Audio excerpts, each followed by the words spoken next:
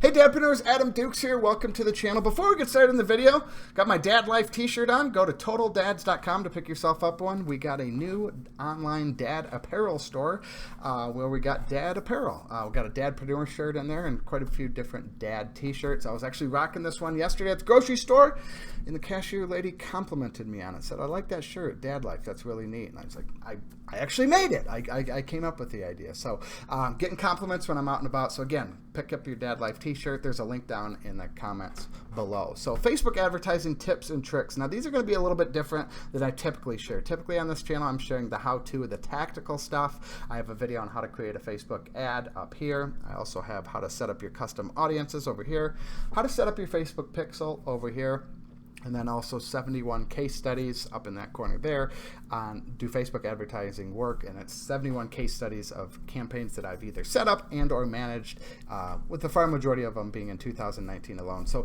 these tips, like I said, are more of the mental game. It's more of a mental game than anything. I say a lot on this channel, business and life, I'm convinced it's 90% up here mindset and 10% strategy, tactics, maybe some luck thrown in there as well. So mastering this is a key piece to successful Facebook advertising. I'll share a story real quick. Years ago I had a Shopify store and it was August of 2015. I was scared to spend I was making money, but I was scared to spend $100 in a day. I had never spent that much, and I was hovering around the $85 to $95 mark. It was all mental, and I was scared about if I spent $100, shit was going to break, the wheels were going to fall off, and I was going to lose all my money. I have no idea why I thought that way. It took me a couple weeks, but I used to listen to I still listen to this song, actually. An Atlanta rapper by the name of Young Jeezy has a song, Scared Money Don't Make No Money. I actually went out and bought the damn t-shirt because I would listen to that song over and over. And what do you know, the day I spent $100 in ads, I actually made more money, and within 12 days I was spending $400 a day, and it was all just a mental thing. I had a mental hurdle at $500 a day, again at $1,000 a day, and again spending $1,500 a day. So the mental hurdle didn't end. I did get over those hurdles a little bit quicker, but it is a mental game. So this was the question posted on Quora, and here are my 4 tips on Facebook advertising. So the first one is, like I said, I got started in the fall of 2012. I had no idea what I was doing. There wasn't the plethora of YouTube videos on Facebook ads. There weren't the plethora of Facebook groups with people helping and answering questions. I don't believe Udemy was around at that time where you could buy courses for $10 or $15 or $20 on Facebook ads. Now there were courses on Facebook ads. I'm not saying there weren't. There just weren't not nearly as many as there are now, which also can be a downside because you don't know who to trust. So there's two sides of the sword, I guess you could say. But back then, it took me 6+ months to even earn 1 penny on Facebook. Not profit. I'm just talking like making sales. Back then, I was building up pages to get likes and all that. So what I'm saying is I've been running Facebook ads for damn near 7 years, and I would guesstimate that 75% of my ads still fail to this day. Man, you are one pathetic loser. Testing, and finding that ad that works. I compare it to being not nominated or elected I guess is the word, to Cooperstown, baseball's Hall of Fame. If you hit 300, which means if you hit the ball 3 times out of 10, 30%, you're almost a shoo-in for the Hall of Fame. Not guaranteed, but if you hit 300 or above, you're almost very likely to be elected into the Hall of Fame, which is the baseball's the best of the best, the greatest of the greatest in the Hall of Fame, which means 7 out of 10 times you got out, meaning you failed 2 times more than you succeeded. More than 2 times more than you succeeded. And that's the same thing with Facebook advertising. And that's the case for every Facebook advertiser on the planet, whether they share that with you or not. But a lot of people have unrealistic expectations. I talk to a lot of business owners, marketers, entrepreneurs, brick and mortar business owners where they say Facebook ads don't work. A lot of them haven't even spent $100. That's my first question out of the gate when I hear that is, how much money did you spend? $21. $78. So if you haven't spent more than 100, if you haven't spent more than 1,000, you cannot say Facebook advertising hasn't worked. It doesn't, and they have these unrealistic expectations, and I'm partly to blame, and a lot of other content creators are to blame as well, because we paint this picture that, hey, look at this high ROI campaign, this 20x ROI. They just don't show you the other 17 campaigns that lost the money, and if you combine the two, that 17 ROI or that 20 ROI is more like 3.2 ROI. But that's the case. That is how it is. Yes, you will have some unicorn campaigns that do that 20x ROI, but the far majority of them are going to be negative ROI or break even. So just know that. Have reasonable expectations. That's the biggest thing I can tell you. Because like I said, a lot of people paint this picture that it's easy, that you just throw up an ad and it's generating you leads, sales, phone calls, whatever the objective is, within hours. I talk with a lot of business owners now. They're emailing me after a day or two, like, where are the leads at? And that's not setting proper expectations. So have realistic expectations when going into Facebook. You will fail. You will fail more than you win. Just know that. And knowing that is literally half the battle, like they used to say in one of my favorite TV shows, G.I. Joe, growing up. So number 2 is never assume. This is something, even after almost 7 years, this is something I still struggle with, is I assume, this will never work. I throw it up there and it works. Or, this is going to be great. This image is perfect. This is going to grab their attention. This is going to force them to read, force them to click that link. And it bombs. So never ever assume. I would say test. I would say it's all about testing. I would say like set 10% of your budget to throw out those wacky ideas, those ideas that you'll never think work, and expect to lose that 10%, However, you maybe one out of the 30 ads that you launch maybe is a unicorn, and maybe it wins, and then you can say, this worked, that 10% budget, So test things, never ever assume. Let it run for a few days. It's not like you're going to be out of a ton of money. That's the benefit, the power of Facebook. Also, the power of digital marketing, especially Facebook, is you can test a lot of shit in a matter of days. Like, you could throw up 4 or 5 ads tonight, and within 4 or 5 days you'll know which ones are working and which ones aren't.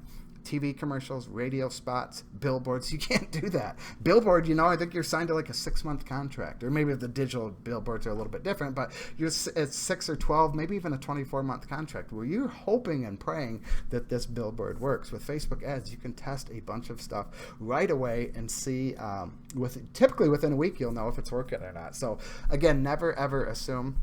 The third tip is, I talk with a lot of business owners who have real estate agents, more loan officers are the 2 big ones. That is a huge purchase decision. That is a long sales cycle. Typically, the longer the sales cycle, the more marketing you're going to have to do. You're not going to be able to pick them up right away or do like one call closes with a lot of people. If you're an agency selling high ticket services or a coaching program, typically you're going to need to market. You're going to have more marketing in place. You're going to have to educate them more. It's a longer sales cycle. Now, there are some unicorns out there like Russ Ruffino with Clients on Demand. He has a webinar that he runs into cold traffic, and they'll close $8,000 sales like within 24 to 48 hours of the person first hearing of his brand.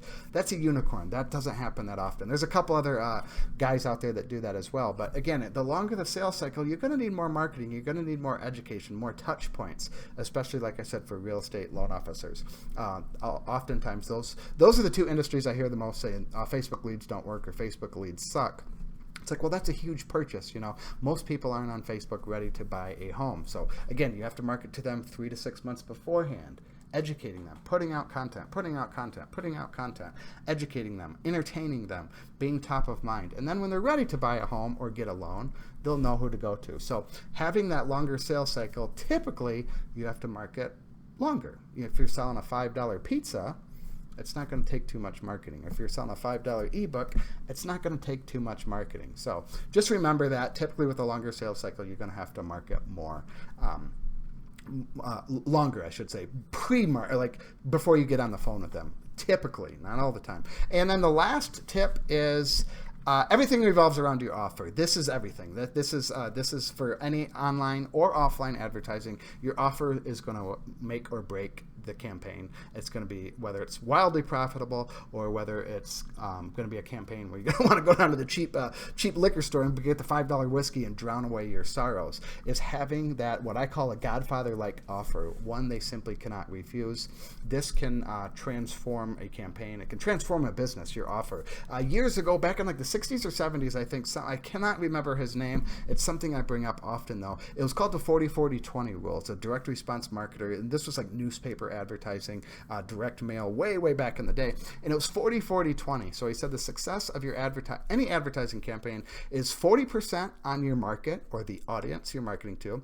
40% is on the offer. So the offer and the audience are even, from according to this guy years ago. And then 20% is the creative, like the image, the text. If it's a video like on Facebook, it's only 20% of it. So I would argue in the digital world, the offer is more important than the audience and definitely more important than the creative.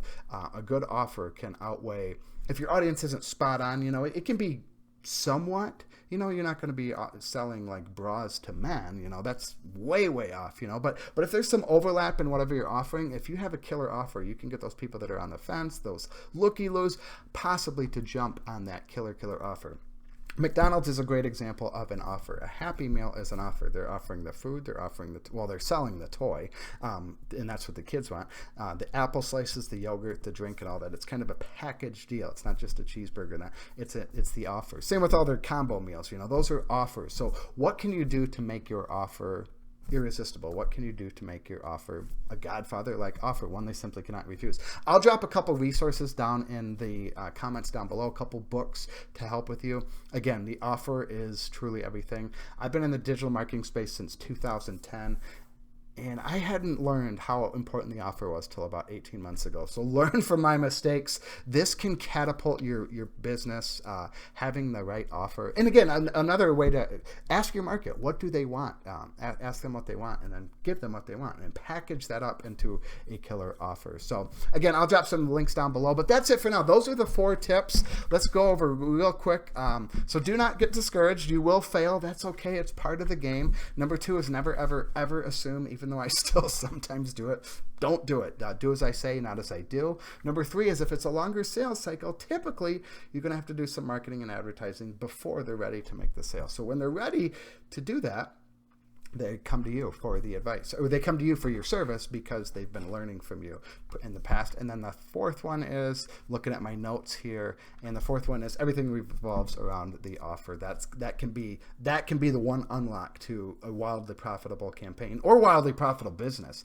Crafting a perfect offer can really catapult your business. So those are the 4 tips. Hey, if you like these types of videos, make sure you hit that subscribe button down below. Click that little bell notification because I release videos every Monday and Thursday for your viewing pleasure. As always, if you have comments, questions, or concerns, make sure you drop them down below. Thank you for watching. I do appreciate it.